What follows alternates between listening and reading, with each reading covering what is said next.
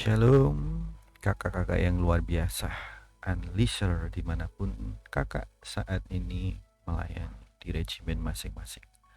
Kita ketemu di coaching setiap 2 minggu, dan kali ini saya berkesempatan sharing mengenai Google Form, dan ada topik menjadi otentik. Apa yang menarik dari cerita Google Form weekly meeting ya. Kemudian mari bersama-sama menjadi otentik. Apa ini ya? Yuk kita simak bersama-sama. Sebelumnya saya mau mengucapkan selamat untuk kakak-kakak ya semuanya.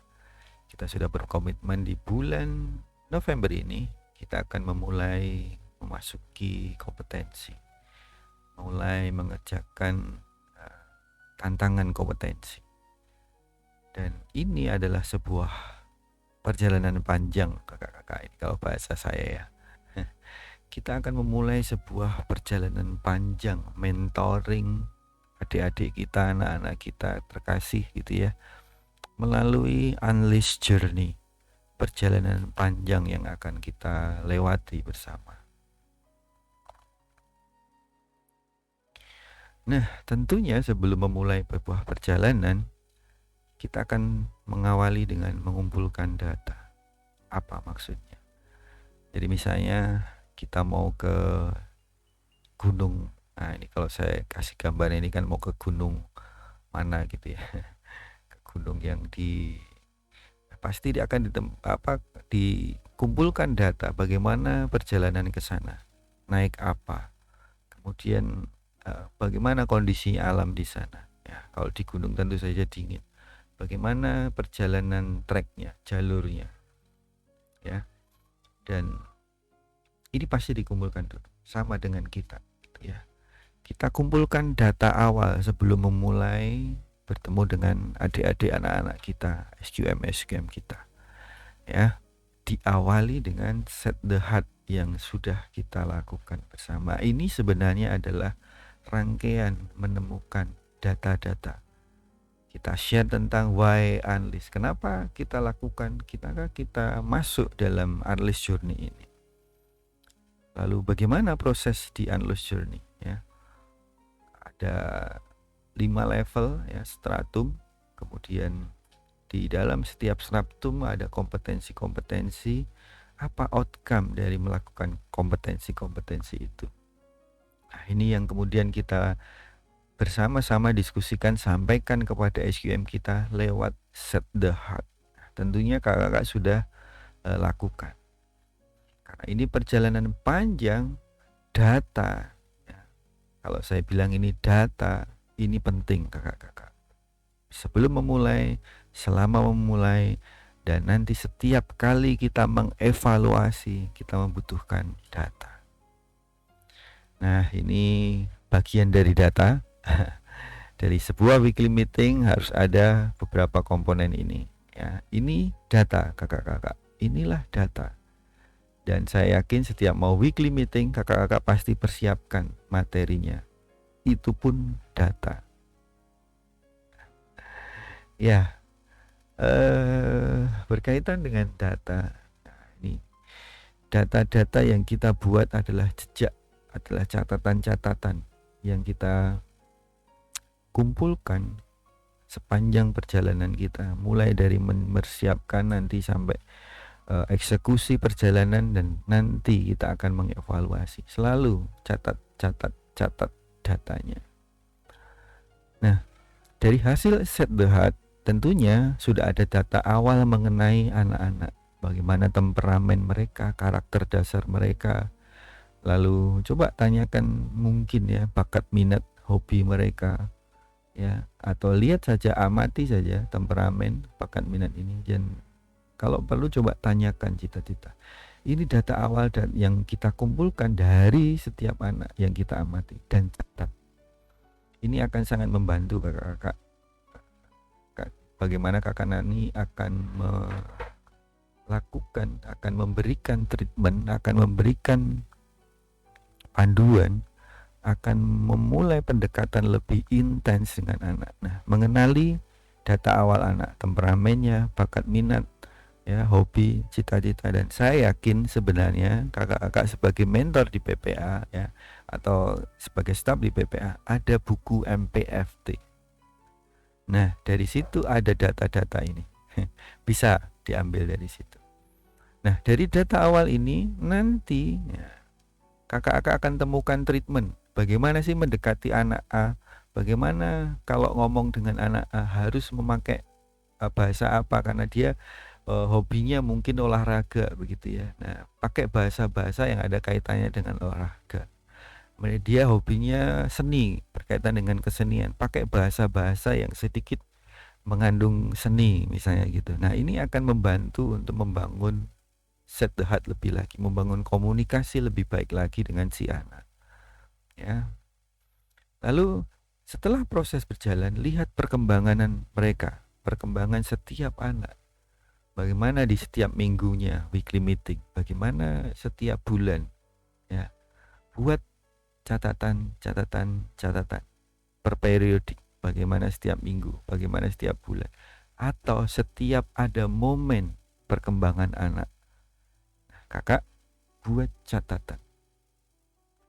Kami di Unleash, ya, sudah membantu dengan Google Form. Jadi kakak-kakak, Google Form ini bagian dari catatan-catatan, bagian dari cerita-ceritanya kakak-kakak, supaya kita tidak tersesat. Ada catatan, ya. Catatan bukan tersesat bukan tidak tahu jalan gitu, tapi tersesat jadi kita muter-muter aja. Ya, bahkan kita tidak meninggalkan jejak untuk orang lain karena kita tidak punya catatan. Ingat, catatan kita akan dibaca, jejak kita akan diikuti oleh SQM kita. Catatan kita akan dibaca mereka. Dan siapa lagi nanti yang kemungkinan juga concern, punya keinginan bergabung di Unleash. Catatan kita akan menjadi data awal, akan menjadi penolong untuk generasi penerus yang akan masuk di dalam Unleash. Ini kakak-kakak yang menarik dari data, ya, catatan-catatan kita, ya. Kami bantu lewat Google Form. Ya, jadi kenapa Google Form kami minta untuk diisi? Karena ini. Oke, bagaimana proses pengisian Google Form saat ini gitu ya. Nah, ini pengamatan saya dari yang dilakukan kakak-kakak, kemudian isian dari kakak-kakak. Nah, sebelum ke situ, saya mau kasih satu yang kalau kami sebut namanya otentik gitu ya, menjadi otentik, ya, kembali ke natur ciptaan Allah. Artinya begini kakak, sebenarnya ada sifat dasar yang Allah berikan, yang Tuhan berikan kepada kita manusia pada waktu manusia diciptakan. Ya, ada sifat karakter dasar. Tetapi ketika peristiwa Adam dan Hawa jatuh ke dalam dosa, manusia pertama jatuh ke dalam dosa, otentiknya karakter manusia itu berubah. Nah, kita mau berubah kembali seperti awal Tuhan menciptakan kita, Allah menciptakan kita. Apa kaitannya dengan Google Form? Apa kaitannya dengan mencatat? Ya. Nah, kita mau bicarakan menjadi otentik, kakak-kakak semuanya ya. Nah, yang berubah ketika manusia dijatuh dalam dosa adalah dari karakter berani menjadi karakter penakut. Nah, ini ya, ketika awalnya Adam Hawa ketemu dengan Tuhan, dia tidak takut, dia berani, ya, jujur untuk menceritakan apa yang dialami, apa yang dirasakan. Mereka ngobrol dengan Tuhan, rileks, gak ada rasa takut. Tetapi ketika kejatuhan mereka dalam dosa, mereka menjadi penakut. Ya, mereka tidak berani untuk bertanya, tidak berani memulai pembicaraan, tidak ada kejujuran, cenderung menutupi karena takut tadi. Nah, ini kakak-kakak yang kalau saya amati, ya, kami amati gitu ya, masih muncul di dalam pertemuan-pertemuan kita. Saya tidak tahu. Saya berharap tidak ada lagi rasa takut untuk memulai pembicaraan dengan kita semua di dalam coaching seperti ini atau di kesempatan-kesempatan lain. Silahkan, ya. Mulailah berani untuk bertanya. Mulailah berani untuk memulai pembicaraan tentang sesuatu, tentang concern kakak-kakak, baik untuk remaja, untuk squad, atau untuk unleash secara keseluruhan. Beranilah untuk memulai pembicaraan, mulai bertanya, dan dasari dengan kejujuran. Tidak ada tendensi macam-macam. Hanya satu tendensinya, melayani Tuhan lebih lagi, melayani remaja-remaja kita lebih baik lagi. Nah, ini tidak ada hal yang disembunyikan. Nah, ini yang saya maksud dengan kejujuran. Termasuk nanti membuat catatan-catatan. Buatlah catatannya, ya, jejak-jejak tadi, ya. Catatan tadi buatlah dengan sebuah kejujuran, didasari dengan kejujuran, ya. Mengisi Google Form, membuat catatan kakak-kakak, isilah dengan didasari kejujuran, ya. Ingin menemukan sesuatu yang lebih baik, membuat catatan ke depan menjadi lebih baik. Nah, otentisitas yang kedua yang berubah adalah mencari kambing hitam versus menemukan solusi. Jadi yang berubah adalah kecenderungan manusia ketika jatuh dalam dosa adalah mencari kesalahan. Siapa yang salah? Ya, siapa yang dapat disalahkan? Ya, bukan menemukan solusi. Nah, ini yang mesti kita ingat bersama. Karakter dasar kita sesuai dengan yang ciptakan Allah adalah kita problem solver, bukan problem maker. Ya, kita menemukan solusi, kita memecahkan masalah. Itu base karakternya yang dianugerahkan oleh Allah kepada kita. Ya, bukan hanya temukan kesalahan. Tidak berpusat mana yang salah, tetapi pusat kita, concern kita, temukan solusi dari kendala, dari masalah yang ada. Mungkin langkahnya perlu adanya pengakuan. Ya, ada yang salah. Ini yang mesti didasari. Kayaknya ada yang salah nih. Tapi tidak berfokus siapa yang salah atau apa salahnya. Tetapi ketika sudah menemukan kesalahannya, jangan berhenti di situ. Cari apa solusi yang bisa diperbaiki, apa solusi yang bisa ditemukan untuk memperbaiki supaya lebih baik. Nah, concern kita ada di sini, kakak-kakak. Kembali ke otentik ini, ya. Berani, jujur, memulai pembicaraan dan temukan solusi. Nah, dari catatan-catatan yang dibuat kakak-kakak lewat pengisian Google Form atau catatan kakak-kakak secara personal pribadi, berharap otentisitas ini dapat muncul kembali, kita kembangkan lagi, dan pasti akan sangat membantu di dalam unleash journey, perjalanan spiritual kita dengan Tuhan bersama anak-anak remaja kita menjadi otentik, kakak-kakak.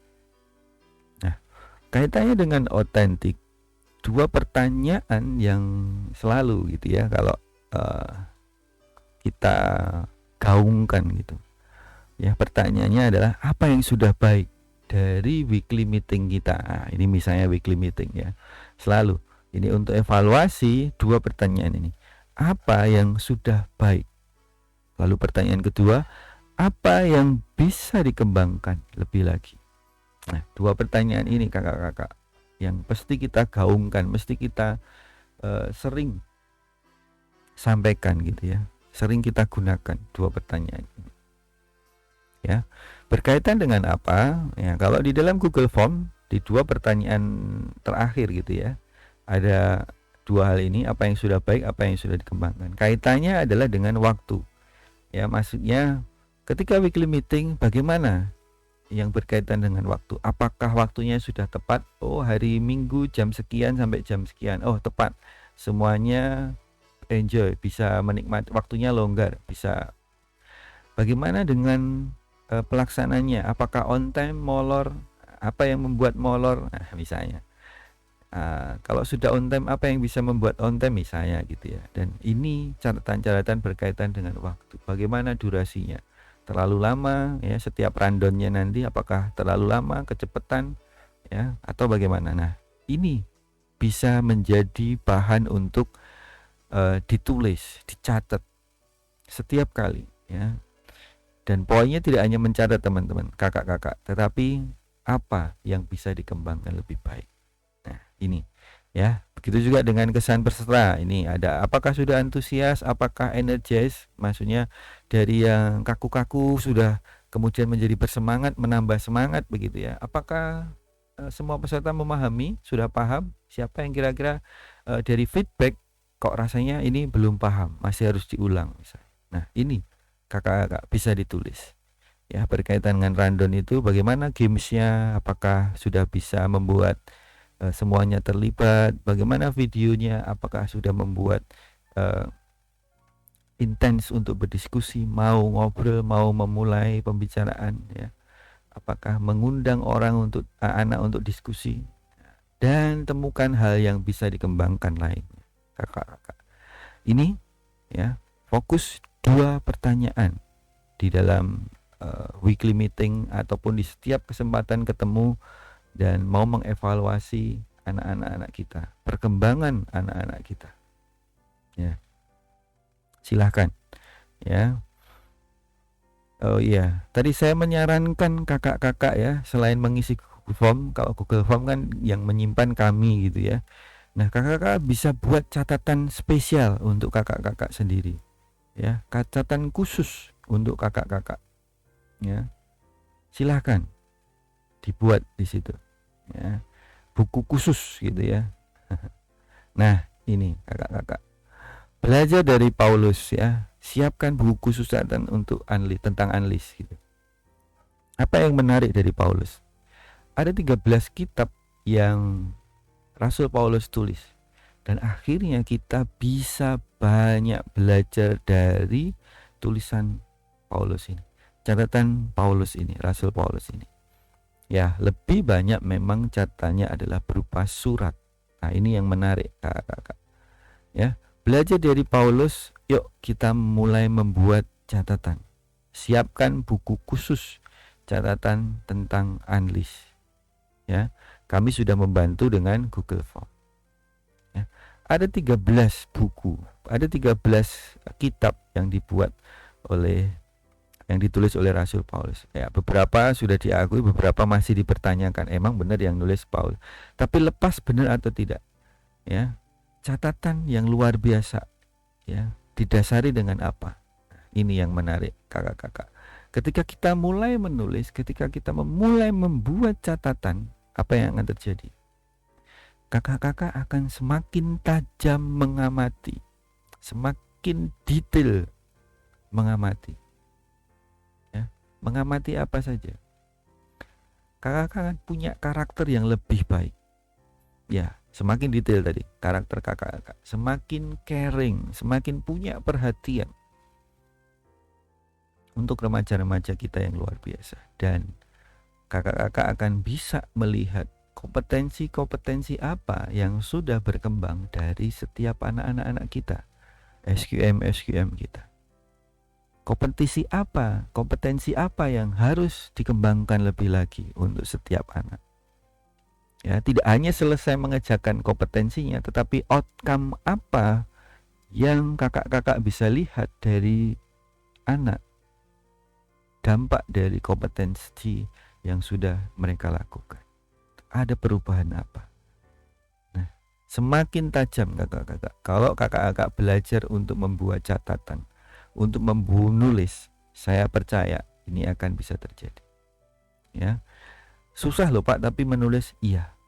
Tetapi kalau kakak-kakak mendasarinya dengan caring, dengan perhatian, dengan kasih ya, kakak-kakak akan pasti bisa tuliskan. Ini saya yakin. Ini pengalaman dari saya juga ya. Ketika kita mengasihi satu orang, kita mengasihi squad kita ya, mendasarinya dengan kasih dalam nama Yesus,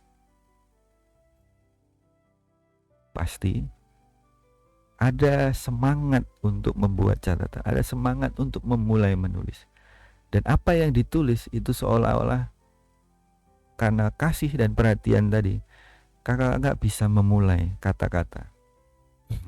Saya yakin, mulailah dengan caring, dengan kasih, dan lakukan semuanya dengan nama Tuhan Yesus Kristus. Ya, akan semakin tajam kakak-kakak.